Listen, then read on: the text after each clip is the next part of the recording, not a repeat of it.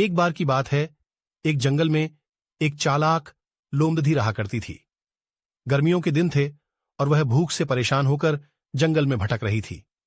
बहुत देर जंगल में भटकने के बाद लोमड़ी को एक खरगोश मिला, लेकिन खरगोश मिलने के बाद लोमड़ी ने खरगोश को खाने की बजाय उसे छोड़ी डियाच दिया, क्योंकि वह इतना छोटा था कि उसे खाने से लोमड़ी का पेट कहां भरने वाला था।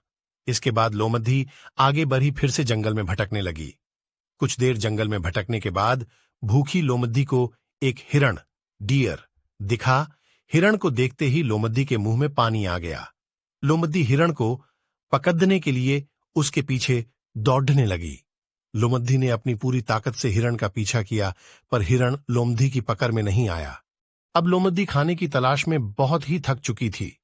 जब लोमड़ी के हाथ हिरण भी नहीं लगा तो लोमड़ी सोचने लगी कि इससे अच्छा होता वह छोटे से खरगोश को ही खा लेती जिसको उसने छोड़ा था।